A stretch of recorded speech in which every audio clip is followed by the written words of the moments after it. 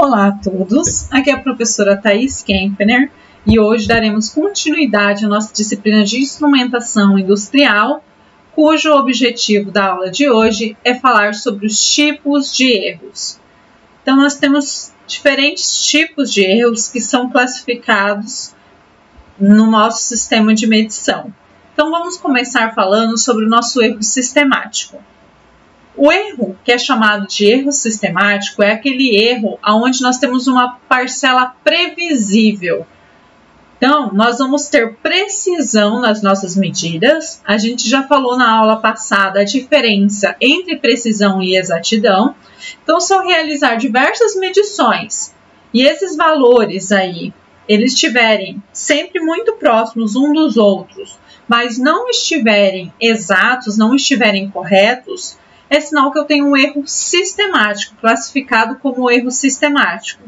Então, ele vai ter sempre aí medições realizadas em condições de operação idênticas e os valores muito próximos uns dos outros, mas como tem uma parcela de erro aí, que o valor verdadeiro é diferente do valor que a gente está mensurando, isso significa que esse erro ele é previsível. O que pode estar ocasionando esse erro? Por exemplo, aí, um dispositivo mostrador com um ponteiro torto. Então, se eu tiver com o ponteiro torto, eu sempre vou estar olhando ali e inferindo o valor de maneira errônea, de maneira errada, tá? Então, a calibração, se eu não tiver com o equipamento calibrado também, eu posso ter um erro sistemático. O desgaste, a gente falou da aula passada que a gente pode ter erros aí associados com fatores internos e com fatores externos. Então, internamente, o desgaste mecânico do aparelho também pode ocasionar erros do tipo sistemático. O princípio de medição, né, e as condições ambientais que a gente falou também. Então, se a gente tiver variação de temperatura, vibração, que são condições também que podem estar inferindo erros no nosso processo de medição, tá? Então, o nosso erro sistemático ele pode variar ao longo da faixa de medição. O erro sistemático, como o nome diz, é a parcela previsível. Então, é aquele erro que a gente tem como prever o que está acontecendo, a gente consegue diagnosticar, tá? Para um exemplo aqui, a gente tem uma pessoa com um cronômetro. Então, sempre, né, como a pessoa está com um cronômetro ali, ela pode demorar um pouquinho mais para apertar o botão, ou então no término, para soltar esse botão. Então, sempre que ela fizer uma medição, essa medição ela vai ser diferente uma da outra, e a gente pode ter, né, uma indicação diferente, tá? Então, pequenas irregularidades no movimento podem ocasionar erros classificados como erros aleatórios, tá? Então, eu não consigo corrigir. Então, erros aleatórios são aqueles erros que são imprevisíveis. Eu não sei o que está acontecendo, que está me fornecendo aquele erro e eu não consigo corrigir. Mas, se além, né, de eu estar apertando ali o botão e não tá sabendo ali se eu estou apertando com atraso ou às vezes soltando antes, se alguém está com um cronômetro e sempre está atrasando 1 segundo a cada 5 horas, então já seria o quê? Uma relação mecânica associada. Então, se eu fizer aí um conserto desse equipamento, desse cronômetro, eu consigo corrigir esse erro. Tá? Então, essa é a diferença entre o erro sistemático e o erro aleatório. Ou seja, o erro aleatório é a parcela imprevisível do erro. Então, nós vamos ter uma diferença entre o resultado da medição e a média de um determinado número de medições. E nós temos que essas irregularidades, elas são imprevisíveis. Então, a gente não sabe de onde esse erro está vindo, né? A gente não consegue diagnosticar. Então, muitas vezes, calibrando o equipamento, eu não corrijo um erro aleatório.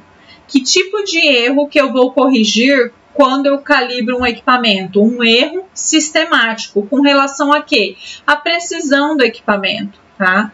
Então, eles são erros que não seguem nenhum tipo de lei, ora e eles ocorrem num sentido, ora no outro, eles tendem a se neutralizar quando o número de observações é grande, e quando o tamanho de uma amostra é elevado, os erros aleatórios ele apresenta uma distribuição de frequência que muito se aproxima a uma distribuição normal, tá?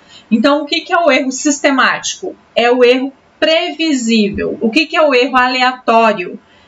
É aleatório, a própria palavra já fala, é imprevisível, né? Pode acontecer num momento ali e dar valores muito discrepantes aí do nosso valor.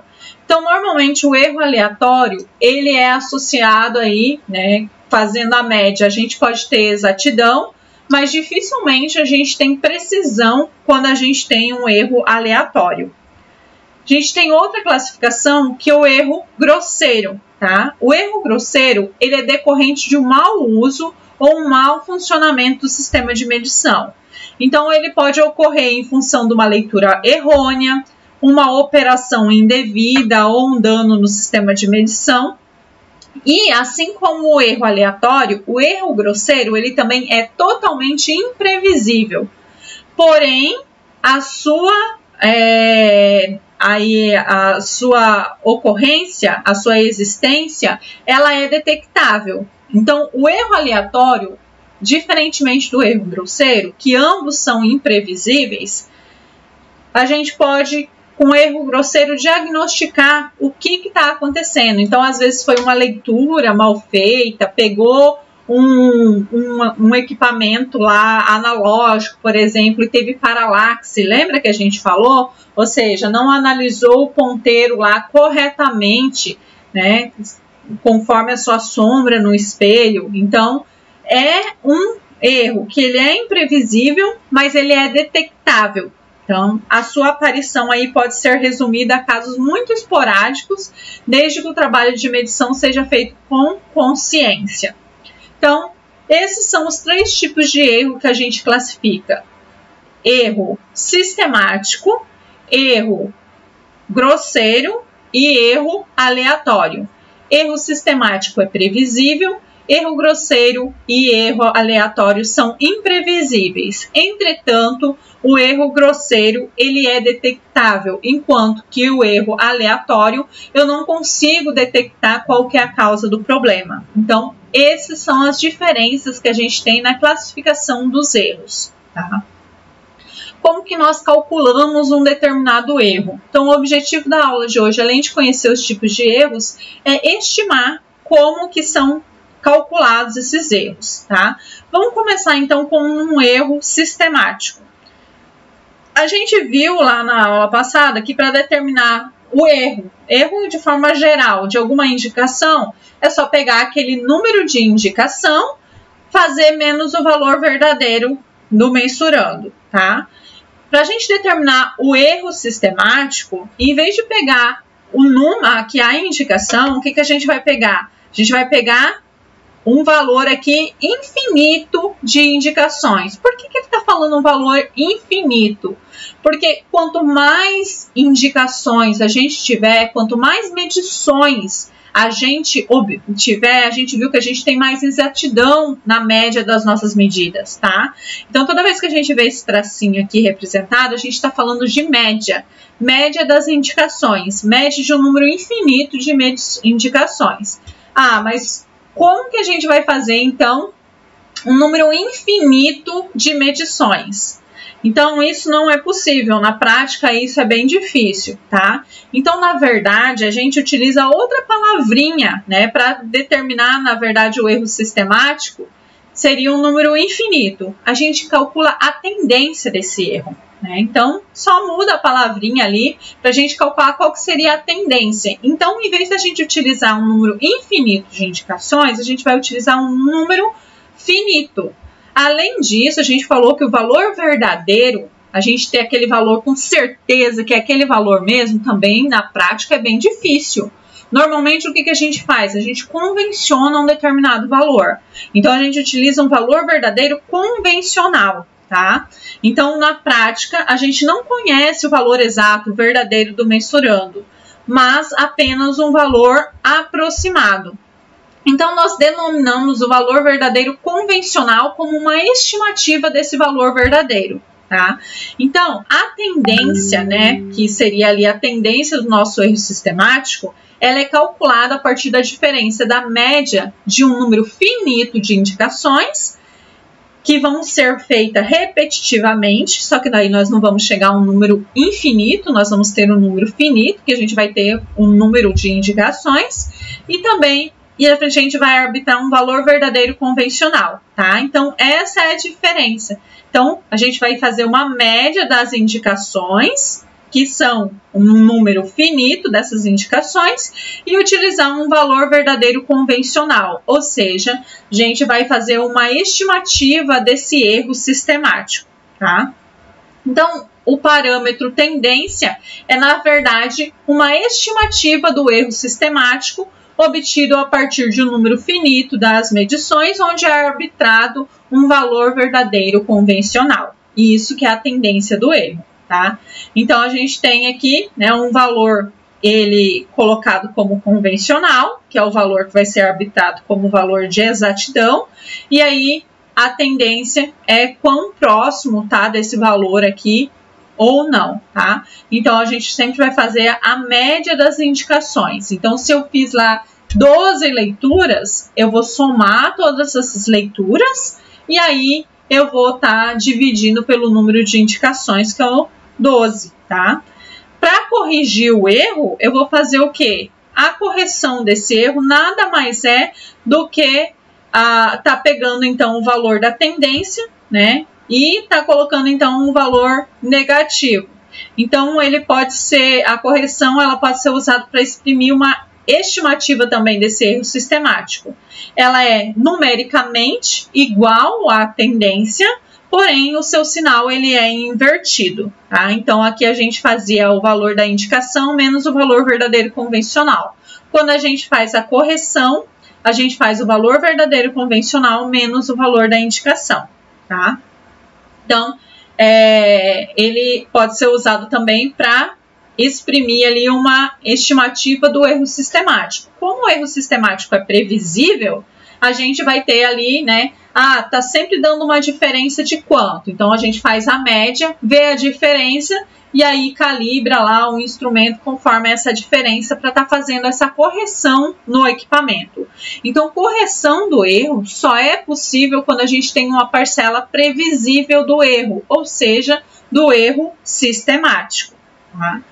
Então, para o erro aleatório, como que a gente vai fazer o cálculo? A gente vai fazer o cálculo para cada indicação. O erro aleatório, como a gente não pode estimar ali o que está acontecendo, que é uma parcela imprevisível do erro, a gente vai pegar aquele valor que a gente fez a leitura menos a média de todas as leituras. Então, dessa forma que a gente calcula o erro aleatório, tá? Um exemplo aqui para a gente calcular o erro aleatório. Teve um determinado conjunto de medidas, a primeira medida foi 12.12, a segunda 12.1 e a terceira 12.3. Se a gente for fazer a média das medidas, a gente vai somar esses três valores e dividir por 3, 12.2.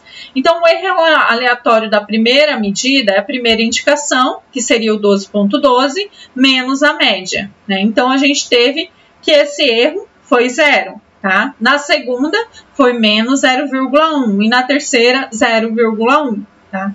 Então, o erro aleatório, ele pode ser ora negativo, ele pode ser ora positivo. Tá? Isso gera o quê? Uma incerteza padrão ou um desvio padrão. Então, o que é incerteza padrão? É uma distribuição normal associada ao erro de medição e é usada, então, para caracterizar quantitativamente a intensidade da componente aleatória do erro de medição.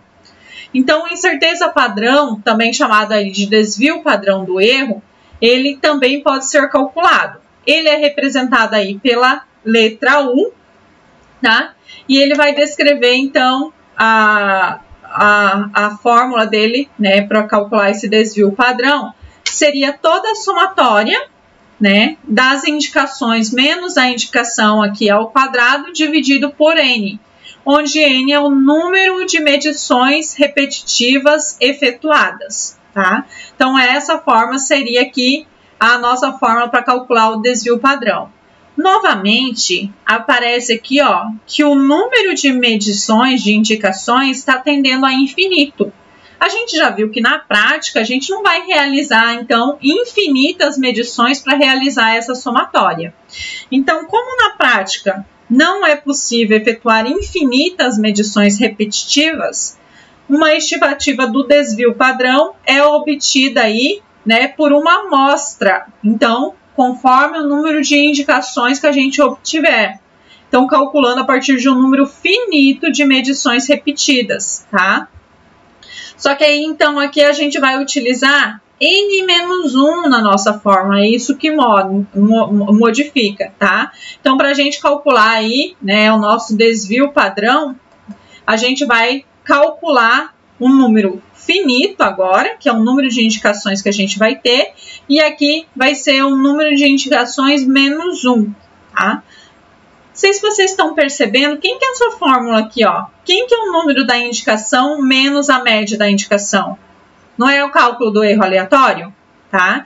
Então, nada mais é do que a somatória do erro aleatório ao quadrado dividido pelo número de indicações menos 1 e raiz quadrada de tudo isso, tá? Então, essa é a fórmula de calcular o desvio padrão.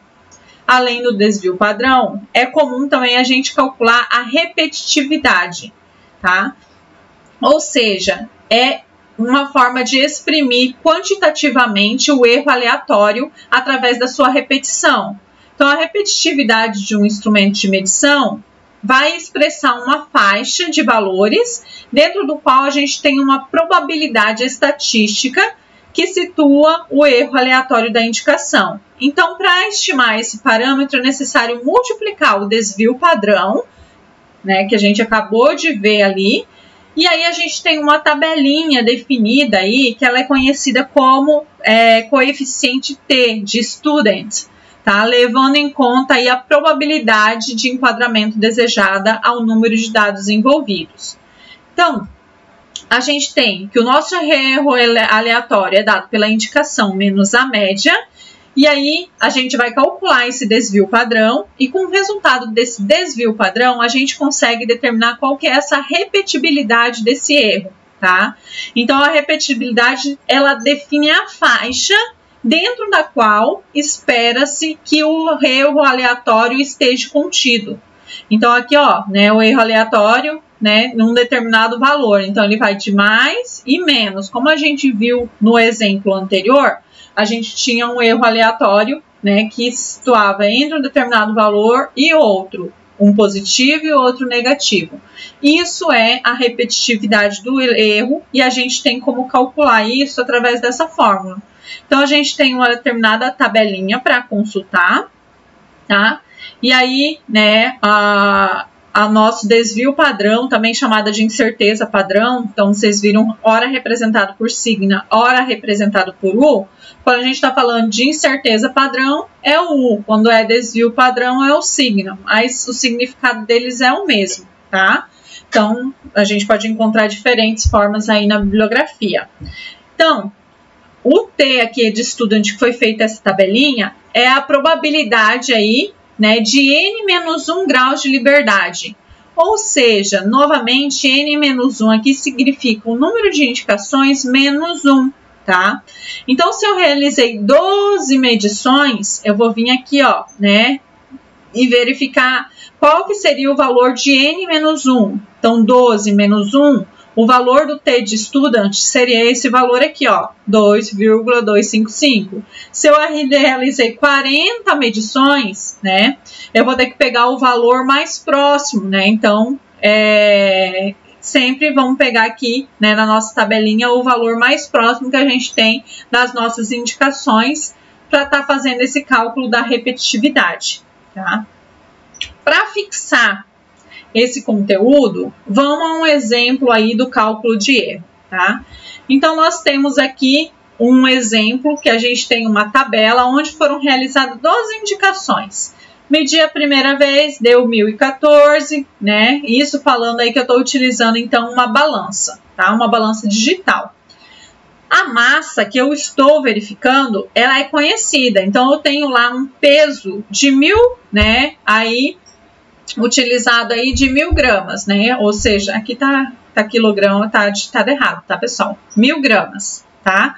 Então, o valor da massa é de 1000 gramas. Qual que seria esperada a indicação da balança, coincidindo aí com esse valor verdadeiro? Então, qual que é o valor verdadeiro? Aquele peso, né, que eu tenho ali, né, convencionado como valor verdadeiro, que eu tenho certeza que aquele peso lá, ele pesa 1000 gramas, tá?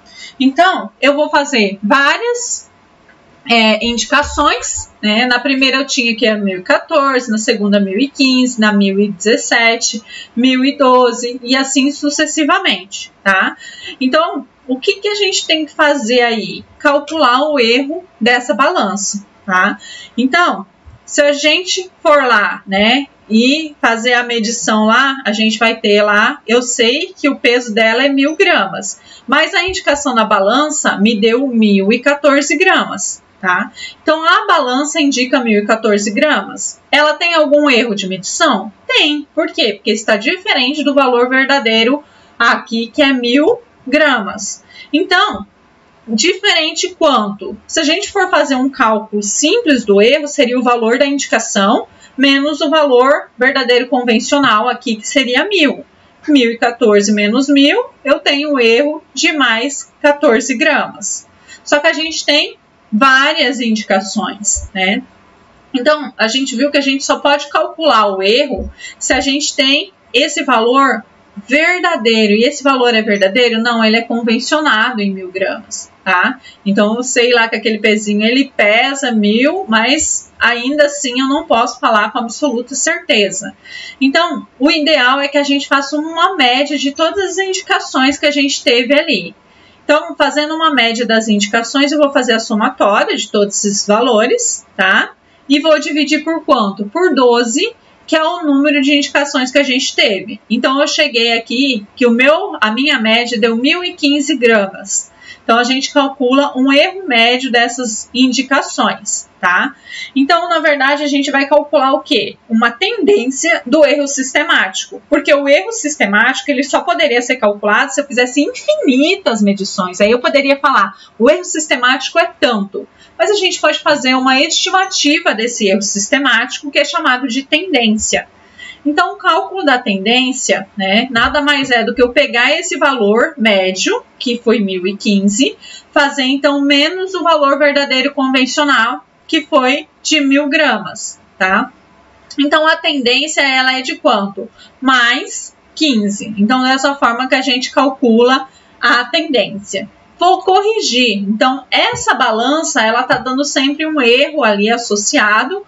E aí, eu posso corrigir o valor dessa balança. Por quê? Porque eu já fiz o cálculo da tendência. Como que a gente corrige? Fazendo, então, a correção, né? Nós temos que a correção é o valor da tendência, só que negativo. Então, a correção seria menos 15 gramas.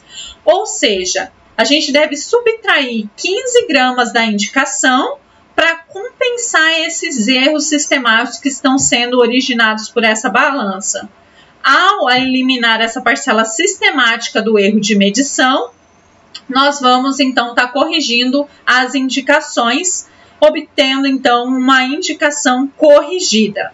Então, a indicação corrigida, ela é uma indicação de um sistema de medição após a compensação dos erros sistemáticos. Então, por isso que a gente faz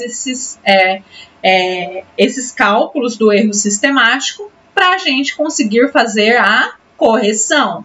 Por quê? Porque o erro sistemático é uma parcela previsível do erro, tá?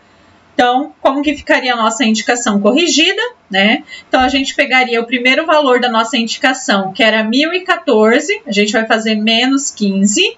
O valor corrigido, ó, agora sim está tudo mais próximo do valor verdadeiro aqui. E quando eu fizer, então, a média, o valor vai coincidir aqui, a média, com o meu valor verdadeiro convencionado, que é 1000, tá? Então, para isso que a gente vai fazer a correção. Então, quando a gente calcula a média, ele vai coincidir com o valor verdadeiro convencional, tá? Além do erro sistemático, a gente pode também ter erros aleatórios associados, tá? Então, se a gente pegar o número de indicações aqui e fazer menos a média, que a gente já sabe que a nossa média é 1015 gramas, a gente vai ter o quê?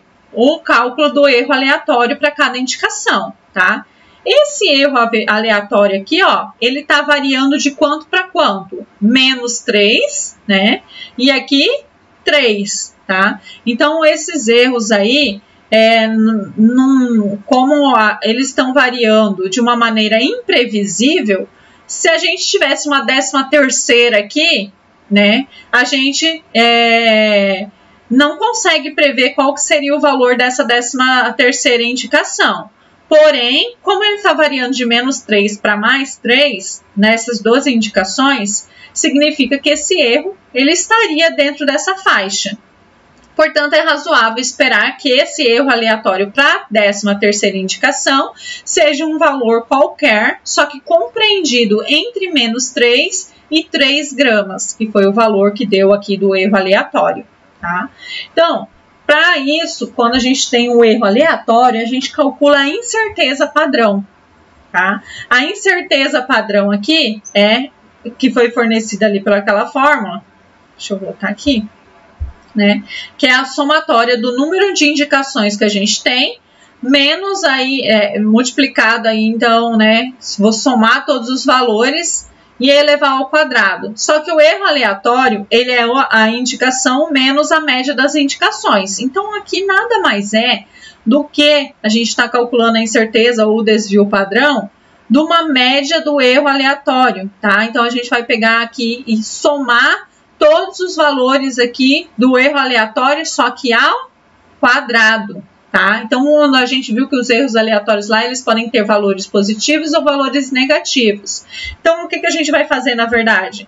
Pegar esse erro aleatório aqui, né, e elevar ao quadrado. Então, a gente viu o cálculo lá dos valores na primeira tabelinha, eleva esses valores do erro aleatório ao quadrado e depois faz a somatória. Então, o nosso desvio padrão ele vai ser a somatória desse erro ao quadrado, erro aleatório ao quadrado, dividido pelo número de indicações menos 1. Então, o número de indicações é 12 e aqui a gente tem menos 1. Para que a gente precisa desse cálculo da incerteza padrão? Tá? Para a gente calcular a repetitividade do erro, tá? Então, esse erro ele está tendo uma repetição e a gente quer saber qual que é o valor dessa repetição. Então, a gente pega esse valor, vai lá na tabelinha que a gente já falou. Então, a gente tem aqui 12 indicações, n-1 é 11. Então, a gente vem aqui, né, no valor 11 da incerteza padrão e a gente tem que o valor, então, é 2,255. A repetitividade, então, vai ser a incerteza padrão que a gente calculou anteriormente, vezes esse coeficiente, né, representado pela letra T de student. Então, a gente pega aqui o valor de 2,255 vezes 1,65 e essa é a repetitividade que a gente vai ter das nossas medidas, para mais e para menos, tá? Então, aqui a gente tem representado aqui, né, menos 3,72 e mais 3,72. A nossa média foi quanto? 1015, tá? Então, a gente teve valores discrepantes aí do nosso erro e essa é a repetitividade que a gente pode ter, tá? Então, é dessa forma que a gente calcula os nossos erros e aí classifica os erros como sistemáticos ou aleatórios, tá? Então, lembrando o quê? Que erros sistemáticos a gente consegue fazer a correção. Para isso, a gente tem que fazer o quê?